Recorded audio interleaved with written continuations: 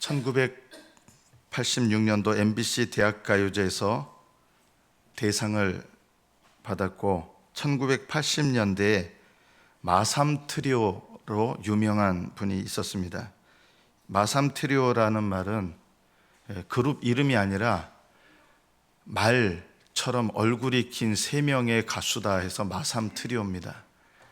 이문세, 이수만, 그리고 유열이라고 하는 가수가 이 마삼 트리오입니다.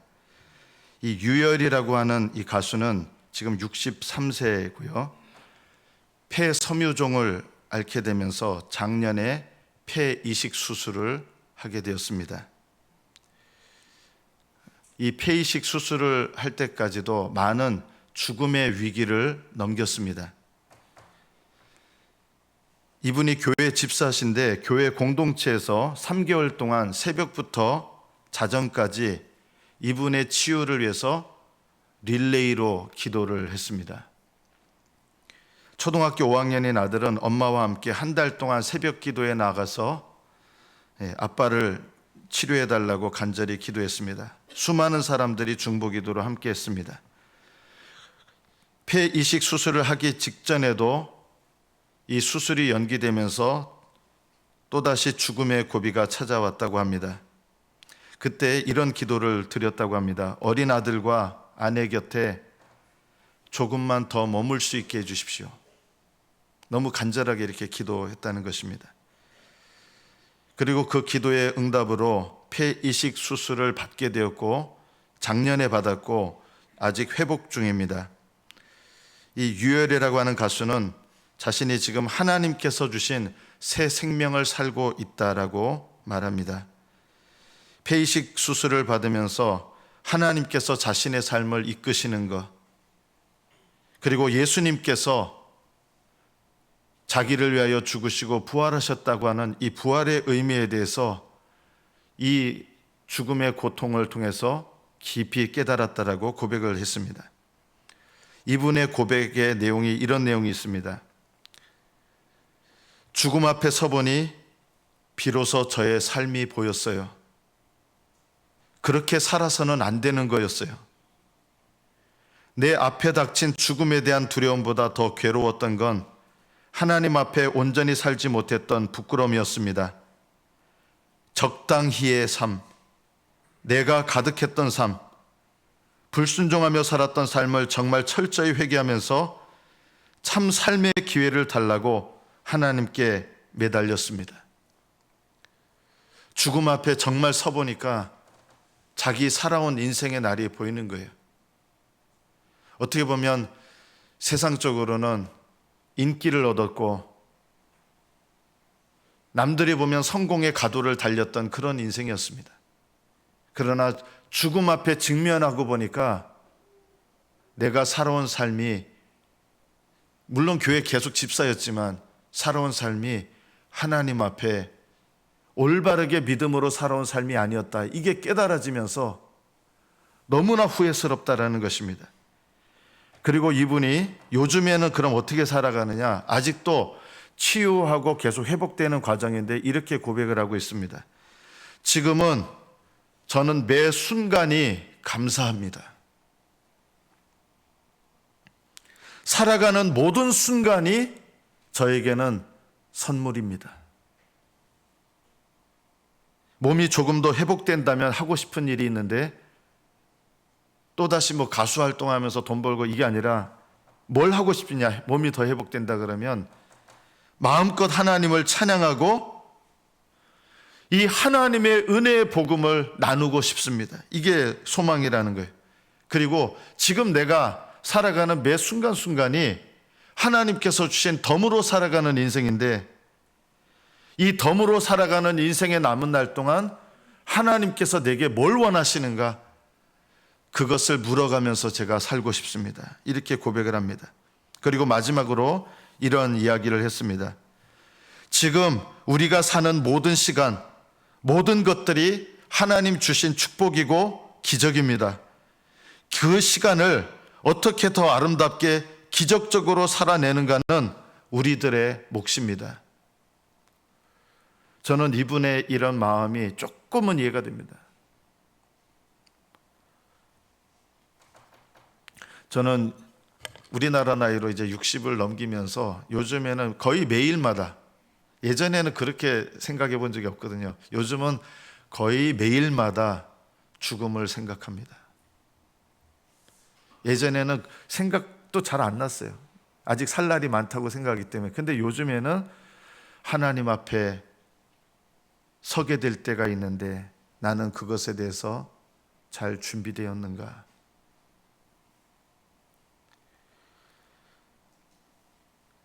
지금까지 살아온 이렇게 인생의 날들을 돌아보면 크게 세 가지의 은혜가 내 인생 가운데 함께 있었다. 이 은혜 때문에 내가 그래도 은혜 가운데 살고 있구나. 첫 번째 은혜가 뭘까요? 십자가의 은혜입니다. 십자가의 은혜. 사람한테 지은 죄는 그래도 한계가 있어요. 우리 힘으로 어느 정도는 갚을 수 있습니다. 그런데 하나님께 지은 죄는 다릅니다. 하나님은 무한하신 분이기 때문에 하나님께 짓는 죄는 무한한 죄가 됩니다. 이것은 우리 힘으로 갚을 수 있는 죄가 아닙니다. 무한한 나의 죄 문제를 해결할 수 있는 분은 하나님 한 분밖에 없습니다. 그래서 저는 예수님을 정말 제대로 만나기 전에 두려운 마음이 있었어요. 솔직히 어떤 마음이 들었냐면요, 하나님이 안 계셨으면 좋겠다. 진짜 그랬어요. 차라리 하나님이 안 계셨으면 좋겠다. 하나님이 안 계시면 하나님 앞에서 내가 죄로 고민할 것도 없고 그렇잖아요. 저는 군대 제대하고서 거의 몇 달 동안 고민에 빠졌던 내용이 이것이었습니다. 저는 생물학을 했다 그랬잖아요. 이 생물학을 하면서 제일 고민에 빠진 게 정말 하나님 살아계신가? 솔직히 마음속에 어떤 마음이 있었냐면 하나님 없었으면 좋겠다. 그러면 이런 고민도 할 필요가 없는데, 저는 하나님이 계신가 계시지 않은가 하는 거, 하나님이 살아계신가 증명하고 싶지 않습니다. 그냥 말씀드리고 싶습니다. 하나님이 살아계십니다. 저는 증명하고 싶지 않아요. 어떤 분은 이런 얘기를 하십니다. 하나님은 사랑이기 때문에 아무도 심판하지 않는다. 그렇지 않습니다. 하나님은 사랑이시지만 의로우신 하나님이기 때문에 우리의 죄를 반드시 심판하십니다. 내 죄의 문제 해결 그렇게 간단하지 않습니다. 왜냐하면 사람한테 지은 거는 용서 구하고 잘못했다고 갚으면 되는데요, 하나님께 범한 죄는 무한한 죄이기 때문에 이거는요, 갚아도 갚을 수가 없어요. 그래서 내 죄의 문제 해결은 간단하지 않아요. 이 문제는 누구만 해결한다 그랬어요? 하나님만 해결할 수 있는데 하나님도 쉽지 않으세요. 그냥 용서하면 되잖아요. 안 돼요. 하나님은 전능하시지만 그냥 용서 못해요. 안 돼요. 하나님께서 내 죄의 문제를 어떻게 해결하신지 아십니까? 내 죄를 담당하시고 십자가에서 죽으셨습니다. 이것 외에는 하나님은 전능하시지만 전능하심에도 불구하고 내 죄를 그냥 용서하실 수 없습니다. 하나님께서 내 죄를 용서하시는 딱 한 가지 방법이 있는데 내 죄를 담당하시고 십자가에서 죽으시는 것, 이것이 하나님께서 내 죄를 해결하시는 유일한 방법입니다. 예수님은 제가 이 세상에 태어나기도 전에 2000년 전에 십자가에 달려 돌아가셨습니다. 아니, 2000년 전에 예수님이 돌아가셨는데 2000년 전에 예수님이 돌아갔을 때 아직 태어나지도 않은 나의 죄를 담당하셨다고요? 저는 이거 증명하고 싶지 않습니다. 그렇습니다. 2000년 전에 예수님께서 십자가에서 돌아가실 때 아직 태어나지도 않고 2000년 후에 태어날 제가 2000년 후에 태어나는데 이미 예수님은 십자가에서 죽으실 때 2000년 후에 태어날 저의 죄도 담당하셨습니다. 할렐루야. 저는요, 이거 증명하고 싶지 않아요. 그냥 믿어요. 맞아요. 이게 사실이기 때문입니다. 오늘 빌립보서 1장 6절에 보면 너희 안에서 착한 일을 시작하신 이가 그리스도 예수의 날까지 이루실 줄을 우리는 확신하노라. 이 착한 일은 어떤 일을 말합니까? 구원하시는 일이에요. 나를 구원하시는 일이 언제부터 시작됐다는 거예요? 성경에 보면 세상을 창조하기 전부터 하나님은 나를 아셨습니다. 우리는 모르지만 하나님은 아십니다. 세상을 창조할 때부터 에베소서 1장 4절에 보면 창세 전에 그리스도 안에서 우리를 택하셨다 그랬어요. 여러분 한 사람 한 사람 언제 택하셨는지 아세요? 착한 일 하시려고, 구원하시려고 창세 전에 택하시고요. 그 우리의 죄를 언제 담당하기로 하셨는지 아세요? 창세 전에 하나님의 아들께서, 예수님께서 우리의 죄를 담당하시기로 하신 거예요. 나를 위한 착한 일이 언제부터 시작된 거예요? 창세 전부터 시작된 거예요.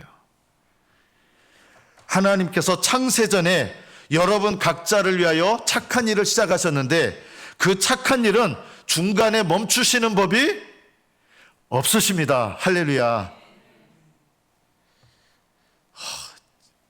제가 얼마나 실수도 많이 했는지 하나님을 떠나려고 한 적도 많았고요. 그러나 지나고 보니까 착한 일을 시작하신 주님께서, 하나님께서 그 착한 일을 멈추시지 않았기 때문에 내가 지금도 구원의 백성으로, 구원받은 하나님의 자녀로 살고 있는 거구나. 십자가의 은혜는 내가 예수님과 원수된 관계였을 때, 내가 여전히 죄인이었을 때, 내가 주님께 아랑곳하지도 않았고, 저는 관심도 없었거든요. 저는 중학교 전까지 예수님이 누구신지도 몰랐어요. 관심도 없었어요. 조금 관심을 가진 분은, 저는 불교 집안이었기 때문에 부처님께는 관심이 있었지 예수님께는 관심이 하나도 없었습니다. 예수님은 내가 죄로 말미암아 원수되었을 때 저의 죄를 담당하셨습니다. 그게 십자가의 은혜입니다. 십자가의 은혜는 얼마나 그 사람이 큰 죄인이냐 작은 죄인이냐 상관없어요. 아무리 큰 죄인의 죄도 주님께서 담당하신 거예요. 얼마나 죄가 크냐 작으냐가 용서하시는 기준이 아니에요. 그 십자가의 은혜를 받아들이느냐 받아들이지 않느냐가 문제예요.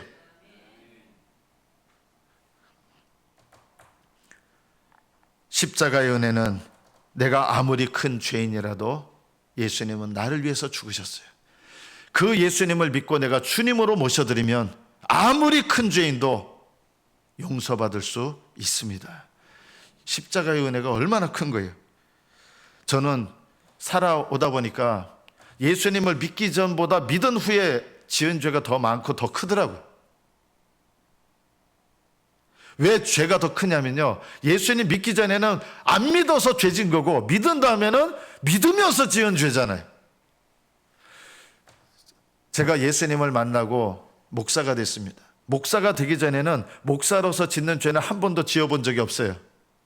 목사가 되고 나니까 목사로서 짓는 죄들이 많아진 거예요.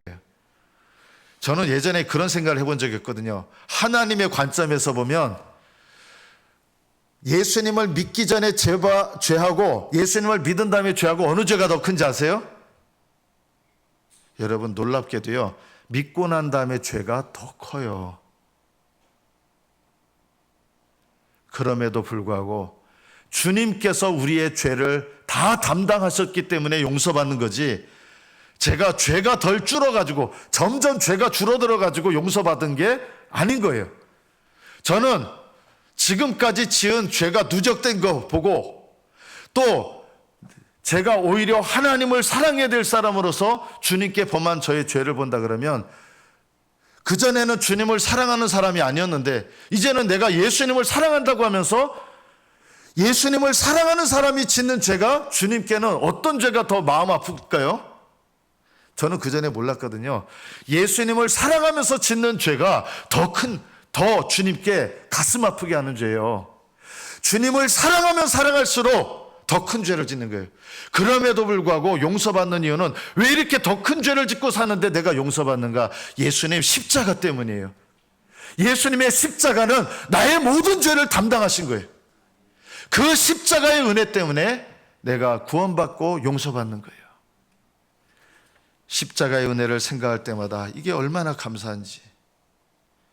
제 인생 가운데 예수님의 십자가의 은혜 때문에 내가 멸망받아야 될 마땅한 인생인데, 내가 예수님 안 믿었으면 어떻게 될까? 저는요, 그 생각을 가끔 꿈에서도 하고 그래요. 꿈에서 약간 체험적으로 예전에 지옥 가는 꿈도 꾸고 그랬어요. 두려워서. 꿈에서 죽을 때 이런 느낌 들더라고요. 나 예수님을 위해서 아직 제대로 안 살았는데. 이게 너무 답답하더라고요, 꿈에서.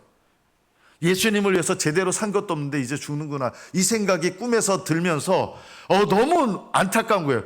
이게 지옥 가느냐 천국 가느냐 이 문제가 아니라 내가 예수님을 위해서 살지 못했는데 예수님 위해서 살지 못하고 이렇게 인생을 마치는구나. 그게 꿈속에서 너무너무 답답한 거예요. 그래, 꿈에서 깬 다음에 느끼는 게 뭐냐면 내가 예수님을 위해서 살 기회가 있구나. 이게 감사한 거예요. 내가 주님을 위해서 살 수 있는 기회가 있구나.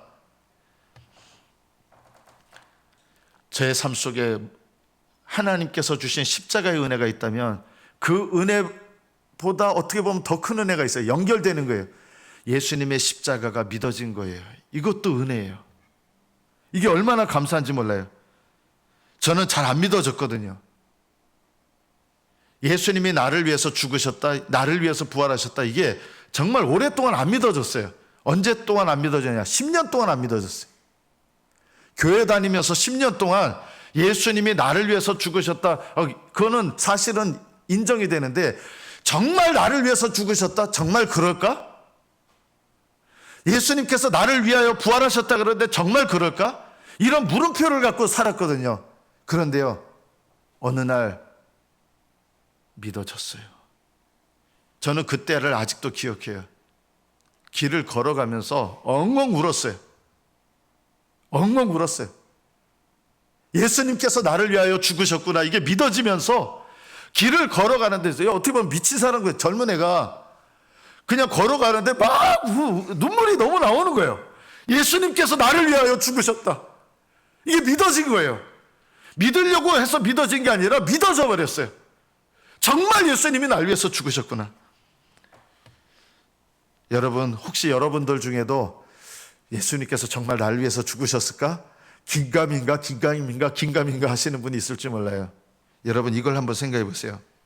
여러분이 병원에 가서 진단을 받았는데 암 말기라는 진단을 받았어요.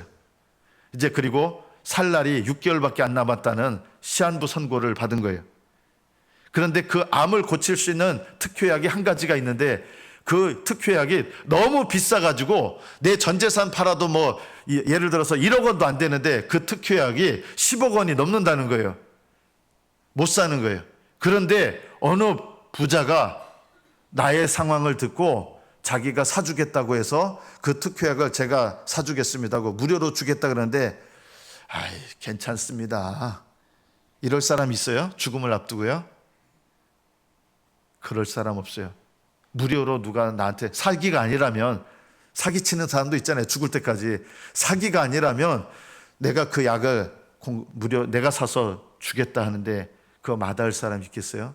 내 돈으로 살 수 없는 약인데. 여러분이 같으면 어떤 반응을 하겠습니까?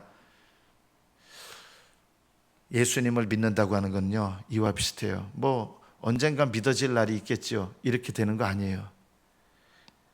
내 죄가 하나님 앞에서 얼마나 심각한지, 그리고 죽은 다음에 어떤 인생이 내 앞에, 죽자마자 어떤 인생이 내 앞에 펼쳐진다는 것을 알면요, 내가 예수님을 믿는 거 늦출 수가 없어요. 예수님을 믿는 거 미룰 수가 없어요. 아까 유열이라는 분 이야기를 했잖아요. 죽음을 앞두는, 이분은 여러 번 죽을 뻔했어요. 진짜로요. 오늘 죽어도 뭐 할 얘기가 없을 정도로 이런 죽음의 순간을 경험해 보니까 비로소 죽음 앞에 서 있는 나의 인생 가운데서 하나님 앞에 내가 어떻게 살아왔는가, 그리고 이 죽음의 순간을 넘기니까 이 작은 한순간이 너무나 소중하고 너무나 선물이, 뭐가 없어졌는지 아세요? 이분에게요, 하나님께서 나에게 선물 같은 인생을 주셨다고 느끼니까 뭐가 없어졌느냐? 그전에는 자기가 그런 것도 없었어요. 원망이 없어지고 그냥 하루 한순간이 감사하더라는 거예요. 그냥 내가 숨 붙어있는 이 순간이 감사하다는 거예요. 내가 아직 예수님을 믿는 이 믿음 가운데 내가 살고 있다는 게 감사하고, 내가 아직 숨이 붙어서 아직 모든 게 회복되지는 않았지만 주님을 찬양할 수 있다는 게 이게 얼마나 감사한 일이고, 내 인생이 한순간 한순간이 감사구나. 예수님의 십자가와 부활이 믿어지는 이 믿음을 주신 것도 은혜예요. 하나님이 은혜로 주신 거예요. 저는 믿으려고 했는데 잘 안 믿어지더라고요. 안 믿어지는 거 어떻게 해요? 그런데 믿어지더라고요. 하나님 앞에 여러분 기도하세요. 안 믿어지시는 분도 있을 거예요. 하나님, 저에게 예수님의 십자가와 부활이 믿어지는 믿음 달라고 기도하세요. 반드시 응답하세요. 제가 믿음의 삶을, 하나님이 은혜 주셔서 믿음의 삶을 살아보니까 이것도 큰 은혜예요. 십자가가 믿어지는 것도 큰 은혜인데 이것과 또 연결이 돼서 더 큰 은혜가 있더라고요. 뭐가 더 큰 은혜일까요? 믿음을 지켜주시는 은혜가 있어요. 십자가의 은혜가 있고, 두 번째는 십자가가 믿어지는 은혜가 있다면 이것과 연결돼서 더 중요한 은혜가 있는데 믿음을 지켜주시는 은혜가 있는 거예요. 만약에 제가 십자가가 믿어지고 그 다음에 제가 믿음의 삶을 제가 제 힘으로 지켜야 된다고 했다면 지금 여태까지 살아온 저의 삶을 보니까 저는 벌써 지옥 갔어야 될 인생이에요. 하나님께서 믿음이 떨어질 때마다 붙잡아 주시고 약해질 때마다 붙잡아 주시고 그 죄 때문에 지옥 가야 될 그런 죄를 범했을 때도 그 죄에서 돌이키게 하시고 나를 지나보니까 붙들어 주신 거예요. 내 믿음을 붙들어 주시는 은혜가 있었기 때문에 지금까지 내가 믿음에서 떨어지지 않고 여기까지 살아왔구나.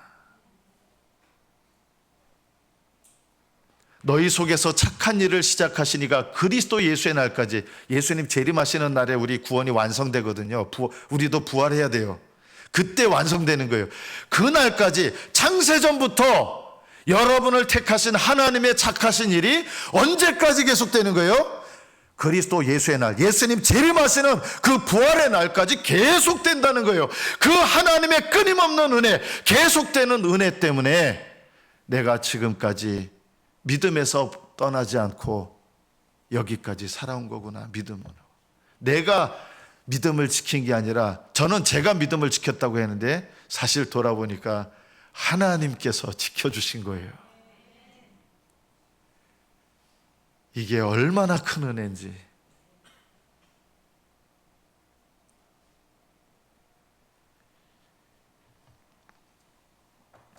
저는 이제 조금 압니다.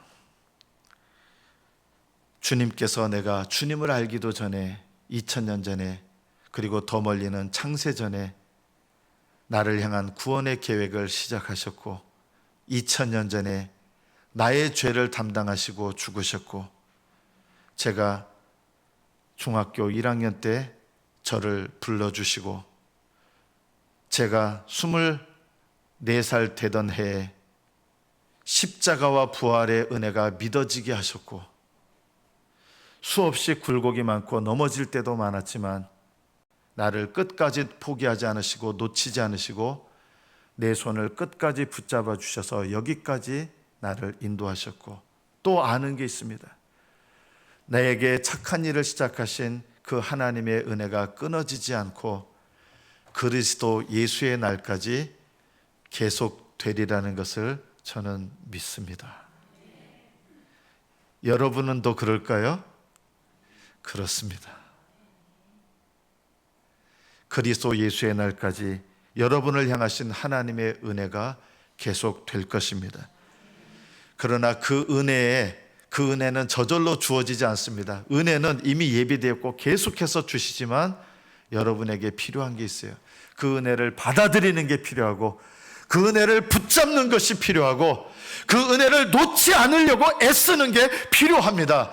여러분의 그 믿음의 수고와 애씀을 통해서 여러분을 향하신 하나님의 끊어지지 않는 계획이 이루어지게 됩니다. 놓지 마시고 포기하지 마세요. 믿음의 발돋움 하세요. 기도하려고 애쓰세요. 그러면 하나님께서 여러분 붙드시고 지켜주실 거예요. 하나님께서 여러분을 향하신 이 착한 일이 멈추지 않는다는 약속을 우리에게 주신 게 있습니다. 제가 오늘 여러분 앞에 오늘 성찬식 떡과 포도주가 이 앞에 있는데요. 이 성찬식을 왜 하는지 아세요? 이거는요, 예수님께서 나를 위하여 죽으시고 부활하셨다, 이것을 기념하는 것뿐만 아니라 나를 구원하시는 주님의 착한 일이, 창세전부터 시작한 착한 일이 이미 계속되어 왔고 앞으로도 계속된다고 하는 하나님의 약속을 우리가 잘 못 믿으니까 우리 눈에 그 약속을 보여주시려고 이것을 먹고 마시면서 내가 너희들에게 준 약속을 새롭게 너희들 마음속에 확증하고 붙잡아라 하고 우리에게 약속의 증표로 허락하신 것이 바로 이 성찬입니다. 예수님께서 잡히시던 밤에 떡을 가지사 축사하시고 떼어 이르시되 우리가 떡을 먹지요.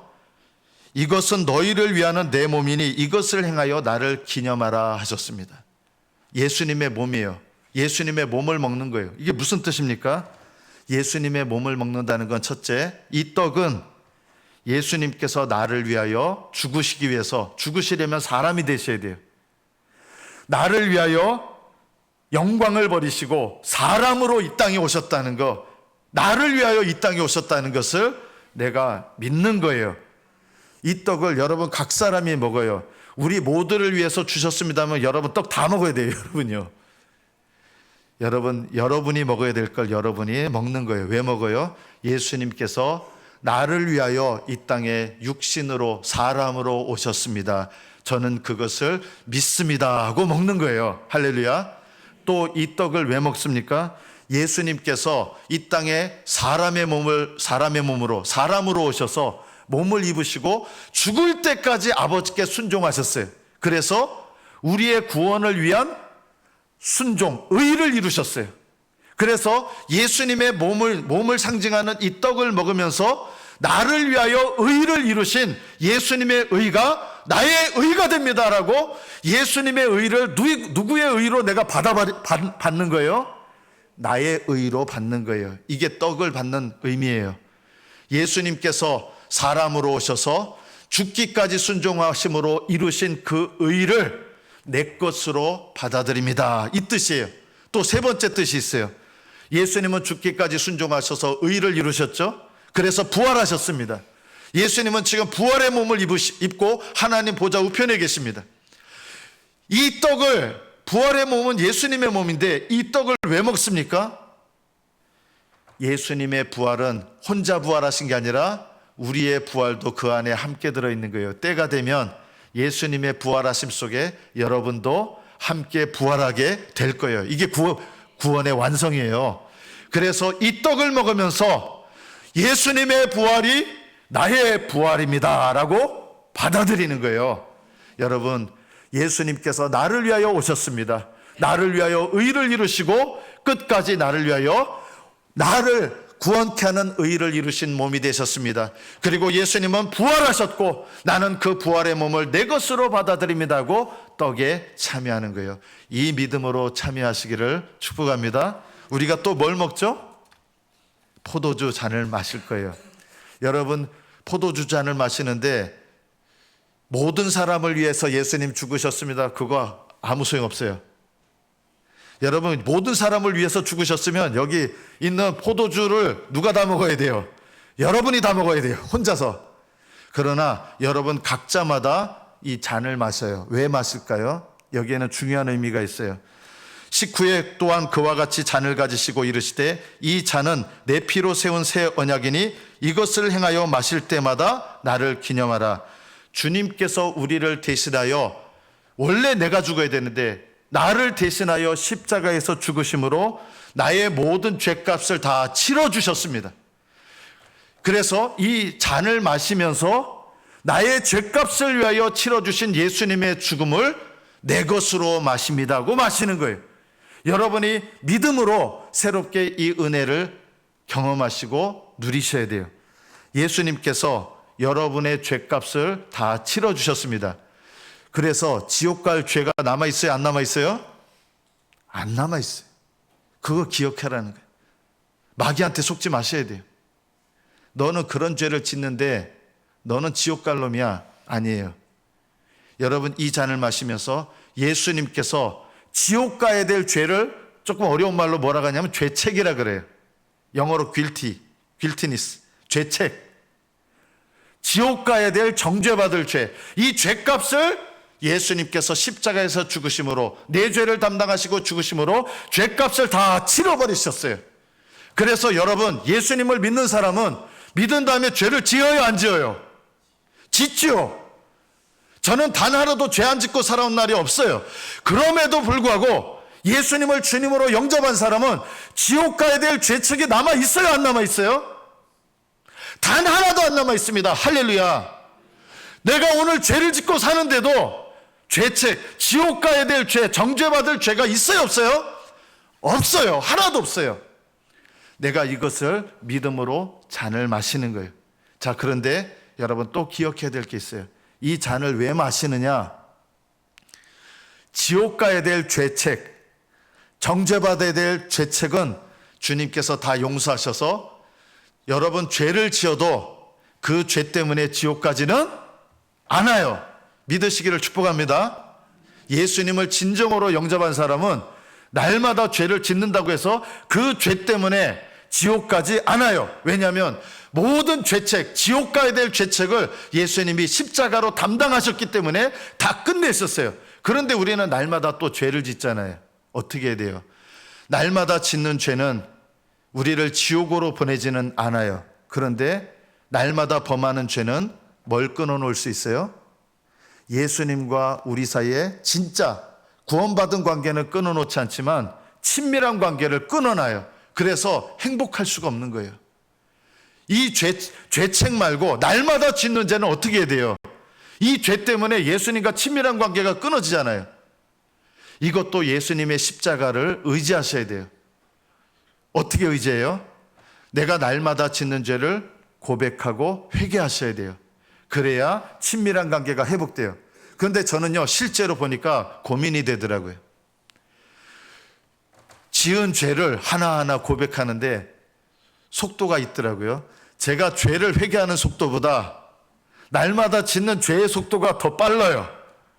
그래서 예를 들면 어제 5가지 죄를 지었는데 오늘 5가지 죄를 회개하는데 벌써 5가지 죄를 회개하기도 전에 오늘 지은 죄가 벌써 더 쌓여요. 그러면 하나님과 친밀한 관계를 가질 수 있어요, 없어요? 없을 것 같죠? 아니에요. 성경이 말씀하는 건 이거예요. 우리가 예수님의 십자가 보혈을 믿고 내 죄를 고백할 때 아직 모든 죄의 회개가 다 끝나기도 전에 내가 진심으로 회개할 때 하나님은 내가 범하는, 그래서 하나님과의 친밀한 관계를 끊어버리는 이 죄들을, 모든 죄를 용서하시고 내가 죄를 회개할 때 이미 주님은 이미 그때부터 친밀한 관계를 회복시켜 주시고 그 죄를 회개하면 회개할수록 더 깊은 친밀한 관계로 들어가게 하시는 거예요. 여러분, 이것을 믿으시기 바랍니다. 내가 날마다 범하는 죄도 누가 담당하셨어요? 예수님께서 십자가로 담당하셨어요. 그러나 저절로 회복되지 않아요. 어떻게 돼요? 내 죄를 깨닫고 회개할 때 주님께서 친밀한 관계를 회복시켜 주시고 그 친밀한 관계 속에서 더 깊이 회개하면 회개할수록 주님께서 나를 정결하게 하시고 나의 의의 옷을 더 확실하게 입혀주시고, 거룩함의, 의의 옷이 아니라 거룩함의 옷을 입혀주시고 내게 능력을 더하시고 죄와 싸워 이길 힘을 주시고, 그래서 이 회개를 하면서 회개의 시작 때부터 하나님과 친밀한 관계를 누리고 죄와 싸워 이기는 마음과 능력을 주시고 하나님의 귀한 은혜와 능력을 경험하며 살게 하십니다. 여러분, 그래서 시달리면서 회개하는 게 아니라 어떻게 회개하셔야 돼요? 감사하면서 회개하셔야 돼요. 여러분, 이 비밀을 믿으시기를 축복합니다. 그래서 회개는 우울한 일이 아니라 감사한 일이에요. 이 잔을 마시면서 나의 모든 죄책을 담당하신 예수님의 그 은혜를 믿으시고, 그리고 예수님을 믿은 이후에 앞으로 하늘나라 가는 그날까지 죄를 지으면 안 되지만 그 모든 죄들도 예수님은 십자가로 이미 담당하셨어요. 그 담당하신 은혜가 나에게 언제 주어지느냐? 내가 죄를 하나님 앞에 고백하고 회개하면서 진심으로 고백하고 회개할 때 하나님은 다 끝난 다음에 회복시켜 주시는 게 아니에요. 그러면 언제 회복되겠어요? 언제 친밀하겠어요? 아니에요. 내가 진심으로 하나님 앞에 죄를 고백하고 회개하면 이미 그 순간부터 주님은 우리와 함께 하시고 내 회개가 깊어질수록 하나님의 놀라우신 은혜와 사랑과 능력을 더 경험하게 하시는 것입니다. 그래서 여러분, 이 잔을 마시면서 나의 모든 죄책을 십자가로 짊어지신 그 은혜에 감사하고, 하나님, 제가 더 성결한 삶을 살겠습니다. 내가 날마다 범하는 이 죄도 짊어지신 예수님을 내가 의지하면서 거룩한 삶을 살겠습니다. 이 다짐 속에서 여러분, 이 잔을 믿음으로 마셔야 돼요. 이 잔을 통해서 믿음으로 마실 때 창세전부터 시작하시고 예수 그리스도의 날까지 그 은혜를 끊지 아니하실 하나님께서 여러분에게 은혜와 믿음을 더하시고 여러분과 함께 하시는 이 귀하신 은혜를 나타내실 것입니다. 날마다 예수님의 십자가의 능력, 부활의 능력에 참여하셔서 부활의 기쁨으로 승리하는 신앙 되시기를 축복합니다. 이 십자가의 잔을 마심으로 마귀를 이기신 주님의 능력도 우리가 이 잔을 마심으로 함께 받아 누리고, 용서만 받는 것이 아니라 우리가 이 잔을 받으면서 하나님의 능력을 힘입고 죄와 싸워 이겨야 됩니다. 이것이 성찬의 의미입니다. 하나님께서 날마다 여러분에게 이 귀하신 은혜를 머리부터 발끝까지 여러분의 인생 내내 함께 하시고 채우시고, 여러분이 그 믿음으로, 사모하는 믿음으로 그 은혜 가운데 거하시기를 축복합니다. 기도하겠습니다.